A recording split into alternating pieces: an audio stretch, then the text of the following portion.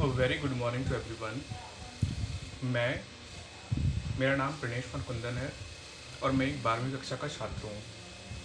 ये वीडियो मैं मेरे तरफ से और सारे 12th के स्टूडेंट की तरफ से बना रहा हूँ। और इस वीडियो में मैं हमारे प्रधानमंत्री, हमारे शिक्षा मंत्री और सभी राज्यों के मुख्यमंत्री और एजुकेशन सेक्रेटरी से एक रिक्वेस्ट करना चाहता हूँ इस वीडियो के माध्यम से कि हमारे 12वीं कक्षा के एग्ज़ाम को कैंसिल किया जाए, अर्थात हमारे ऑफलाइन एग्ज़ाम को कैंसिल किया जाए। हमारे लिए कोई और तरीका हमें एसेस करने का लाया जाए। मेरे पास कुछ बहुत ही वैलिड पॉइंट्स हैं जिसके बाद सभी सोचने में मजबूर होंगे कि हमें ऑफलाइन एग्ज़ाम्स अभी की सिचुएशन में नहीं करने चाहिए। मेरा पहला पॉइंट है कि अगर हमने ऑनलाइन स्टडी की है तो फिर हम ऑफलाइन एग्ज़ाम्स क्यों दें, हम ऑनलाइन एग्ज़ाम्स क्यों नहीं दे सकते।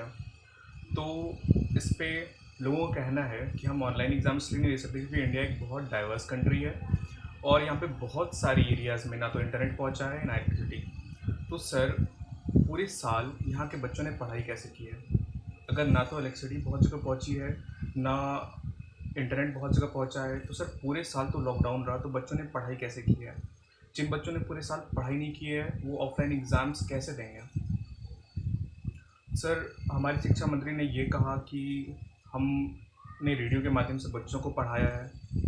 सर, रेडियो के माध्यम से फिज़िक्स, केमिस्ट्री, बायोलॉजी, जिसमें कि बहुत सारे डायग्राम्स होते हैं, वो कैसे समझाए जा सकते हैं? मुझे ये बात समझ में नहीं आती। आप दिल्ली में हैं, आपको वहाँ की सिचुएशन पता है, वहाँ पे बच्चों के पास टेक्नोलॉजी है, अच्छी इंटरनेट फैसिलिटी है।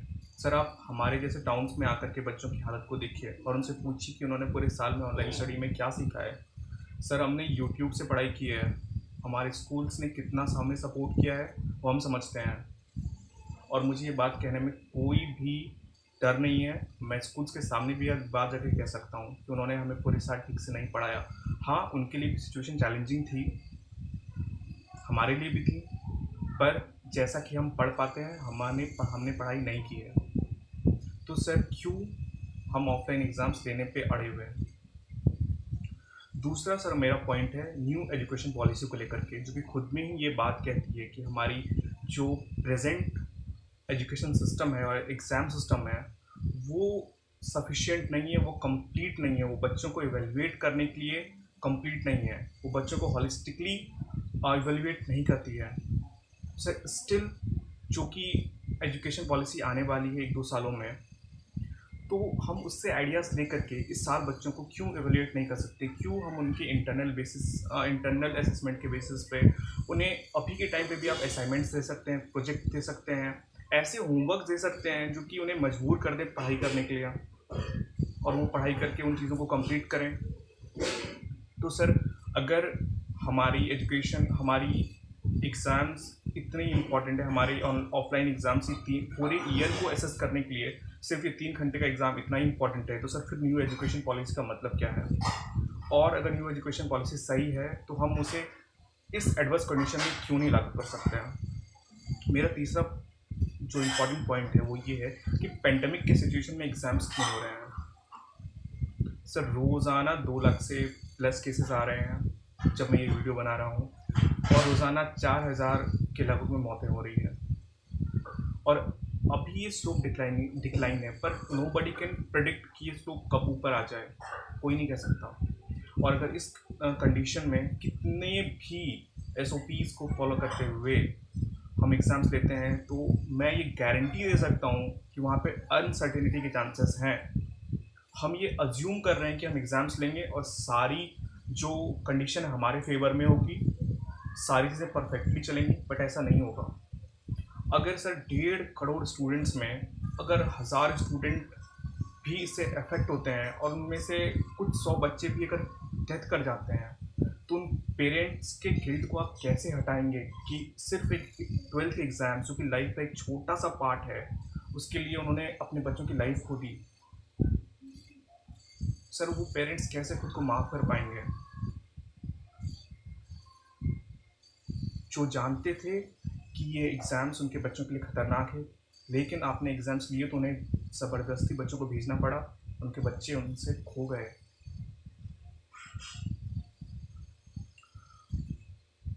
और हमारे एक्सपर्ट्स का कहना है कि थर्ड वेव आ सकती है।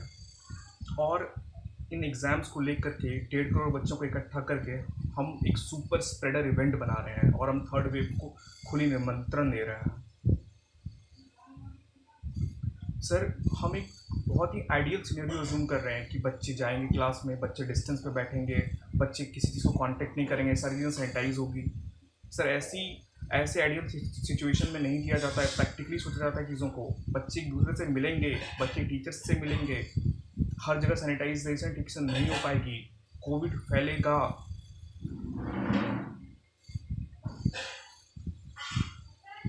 और अगर सर ये सुपर स्प्रेडर इवेंट के कारण से थर्ड वेव आता है तो सर हम फिर कैसे मैनेज करेंगे? हमारे देश में चाइल्ड वेंटिलेटर्स कम है, हमारे देश में पीडियाट्रिक्स डिपार्टमेंट बहुत ज़्यादा डेवलप नहीं है।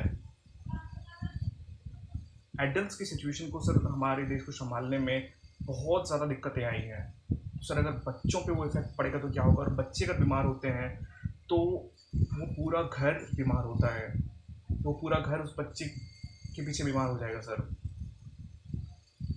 पेरेंट्स के लिए अपने बच्चों से बढ़ के कुछ भी नहीं होता है। अगर बच्चों को कुछ होगा तो वो टूट जाएंगे।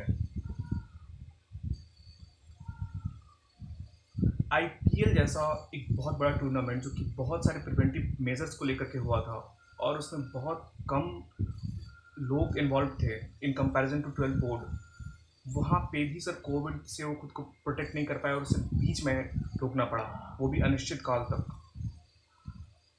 तो सर हम 12th बोर्ड एग्ज़ाम्स जो कि बच्चों के बीच में है, वो एडल्ट्स थे फिर भी हम चीज़ों को नहीं संभाल पाए। ये तो बच्चे हैं सर, इन्हें उतनी समझ नहीं होती है। ये चाह करके भी अपने फ्रेंड से मिलने से नहीं रुक पाएंगे, उनसे मिलेंगे, वो डिस्टेंस सोशल डिस्टेंसिंग फॉलो नहीं कर पाएंगे। सर, ये एक आइडियल सिनेरियो है कि सब लोग सोशल डिस्टेंसिंग फॉलो करें, सब लोग मास्क लगाएं। सर 3-3 घंटे बच्चे मास्क, मैं नहीं लगा सकता सर 3 घंटे मास्क और एग्ज़ाम दे सकता हूँ उस स्ट्रेसफुल सिचुएशन में।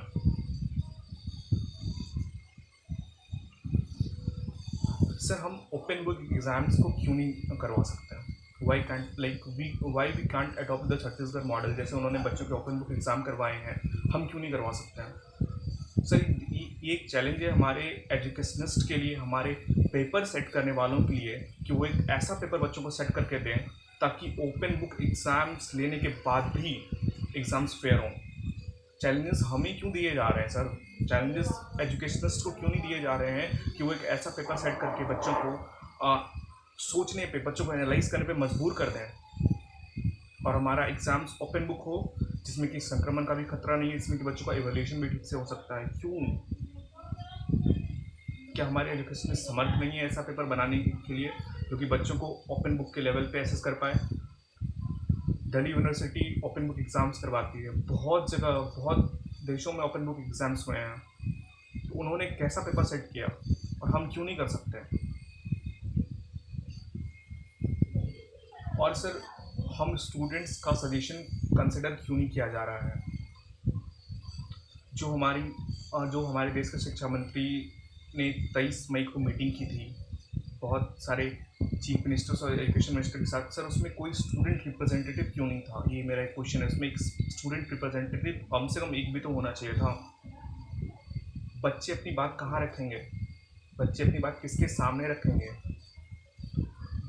बच्चों ने हमारे शिक्षा मंत्री के ट्वीट के नीचे 60,000 कमेंट्स किए हैं, 60,000।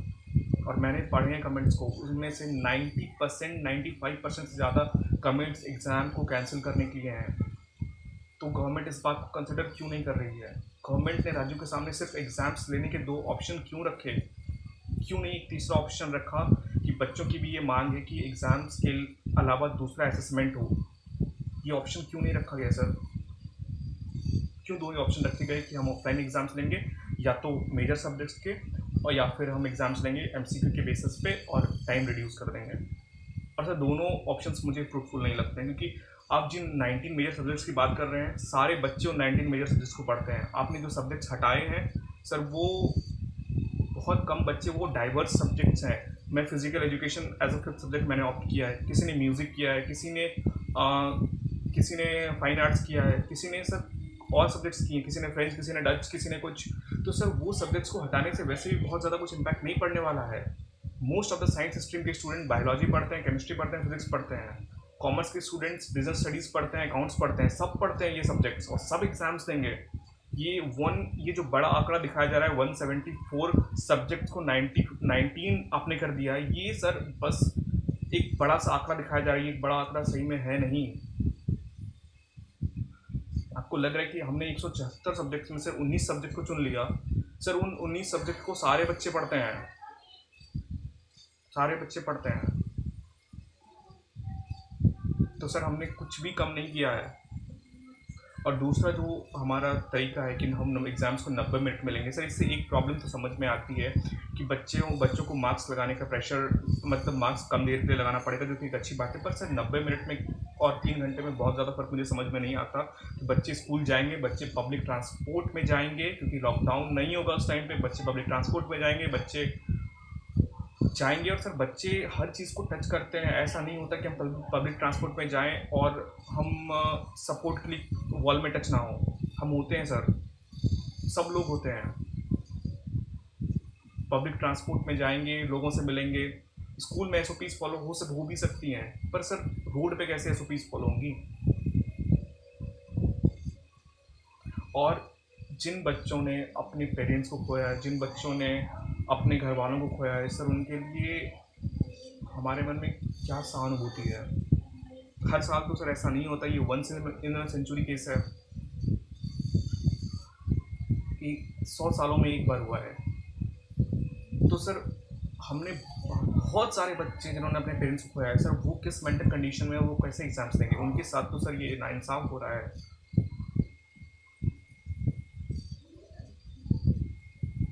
और सर अगर वंस इन अ सेंचुरी हम एग्ज़ाम्स के अलावा अगर कोई दूसरा ऑप्शन ले ही लेते हैं, तो सर इसमें ये कोई बहुत बड़ी बात नहीं होगी, ये कोई एजुकेशन सिस्टम का फेलियर नहीं होगा, बल्कि एजुकेशन सिस्टम का इवॉल्वमेंट होगा। एजुकेशन सिस्टम इवॉल्व होगा ऐसे सिचुएशंस के लिए भी। अगर आगे कभी फ्यूचर में ऐसा कोई सिचुएशन आता है, तो हमारे एजुकेशनिस्ट हिस्ट्री से पार्ट पढ़ सकते हैं, जो हिस्ट्री से कुछ सीख सकते हैं कि अगर ऐसा सिचुएशन आए तो हमें क्या करना है। Necessity is the mother of invention. अगर ज़रूरत पड़ती है, आपदा आती है, तो हमें नई सोच भी लानी पड़ेगी, कुछ नया सोचना पड़ेगा। जैसे कि आईआईटी गोवा ने सोचा, जैसे कि छत्तीसगढ़ बोर्ड ने सोचा, जैसे कि और देशों में तरीके ढूंढे जा रहे हैं एग्ज़ाम्स लेने के, बच्चों को एसेस करने के दूसरे तरीके। जैसे कि सीबीएसई ने खुद 10th के लिए एक तरीका सोचा और उन्होंने बहुत ही अच्छा तरीका सोचा है। For this I would like to thank our prime minister, our education minister and CBSE. और ट्रस्ट में सर उन्होंने ऐसी ऑब्जेक्टिव क्राइटेरिया बनाई हुई है जिससे कि स्कूल चाह करके भी बच्चों को ज़्यादा मार्क्स नहीं दे सकते। They are bound to give true marks to the students. तो why can't we do it for the student who are studying in class 12? सिर्फ क्लास 10th के बच्चों को प्रमोट किया जा रहा है, ग्रेजुएशन में ओपन बुक एग्जाम दिए जा रहे हैं, सिर्फ 12th के बच्चों के साथ ही ये डिस्क्रिमिनेशन क्यों सर। और सर अगर हम ये बोल दें कि पोस्टपोनमेंट, तो सर पोस्टपोनमेंट तो कहीं से भी ऑप्शन नहीं है। हम सर एग्जाम्स दे देंगे, बट पोस्टपोन हमें नहीं चाहिए। हम सर थक चुके हैं 12th पढ़ते पढ़ते। We are tired enough to studying. We are tired enough after studying 12th class. We are anxiety, depression, psychological impact sir हमारे ऊपर इतना पड़ा इन एक साल में कि हम वर्ड्स में आपको एक्सप्रेस नहीं कर सकते।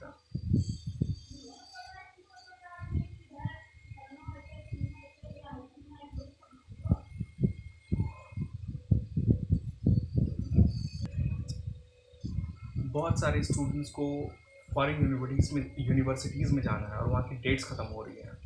और अगर हम इन सिचुएशन में जुलाई में एग्ज़ाम लेते हैं और हमारा रिज़ल्ट अगर सितंबर की फर्स्ट वीक में आता है सर, तो उन बच्चों के साथ भी तो डिस्क्रिमिनेशन हो रहा है, उन बच्चों का भी तो लॉस हो रहा है जो कि फॉरेन यूनिवर्सिटीज़ में पढ़ना चाहते हैं। और जहाँ तक बात है कि यूनिवर्सिटीज़ में एडमिशन कैसे होगा बच्चों का, सर हमारे देश में बहुत सारे कॉम्पिटिटिव एग्ज़ाम्स होते हैं टेक्निकल कोर्सेज के लिए एडमिशन के लिए, और ज़्यादातर तो नहीं कहूँगा सर, तो बहुत सारे बच्चे उन एग्ज़ाम्स को देते हैं। IIT JEE NEET CLAT CAT CUCAT exams होता है सेंट्रल यूनिवर्सिटीज़ में एडमिशन के लिए, DU का एंट्रेंस एग्ज़ाम होता है। तो सर अगर उन एग्ज़ाम्स को तो करवाना और भी ज़रूरी है, तो sir still why we are doing boths? Can't universities can conduct their entrance exams ऐसे ताकि बच्चे ऑनलाइन एग्ज़ाम्स को दे सकें, ऑनलाइन एक्सेस कर पाएँ उन एग्ज़ाम्स को? And the safest option for the government is to vaccinate students as early as possible, and after that we will be ready to give every exams. And we also want to study, we don't want to sit idle in the home and just passing our time. We also want to give exams, we also want to move on in our career, but not in this way to risking our life.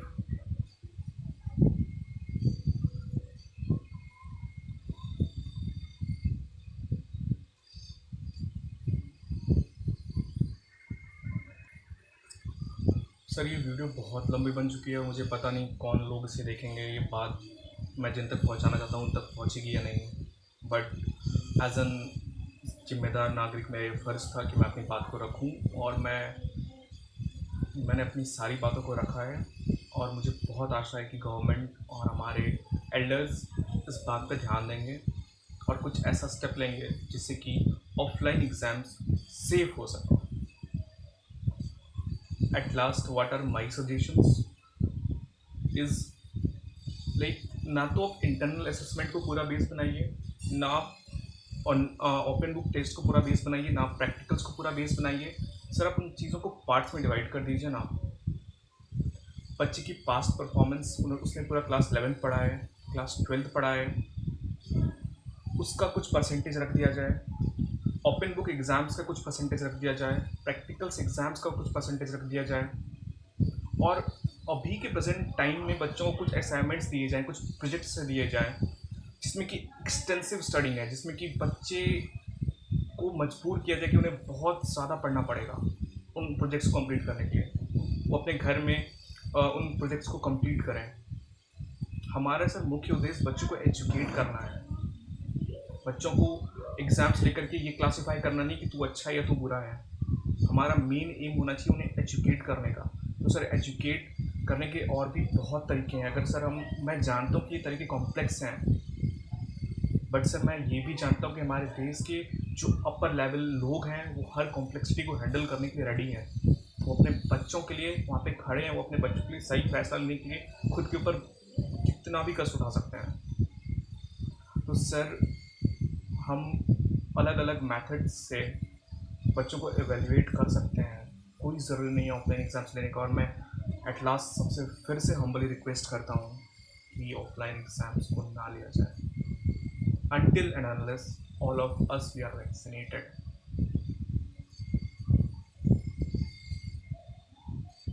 And please think like a student, think like a parent, do not think like an educationist, do not think like no, I don't have words.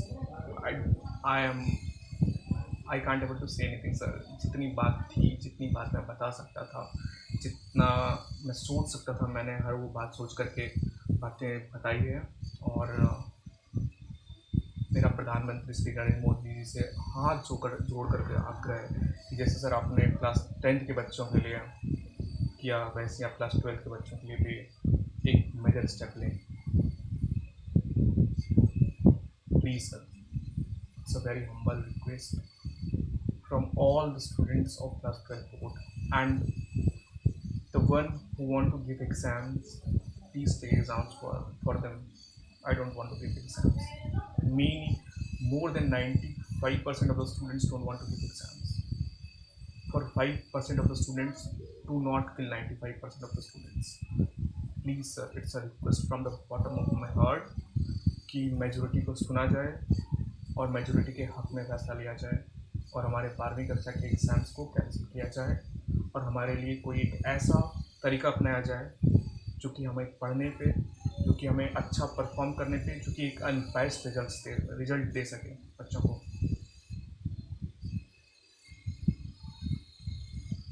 जय हिंद।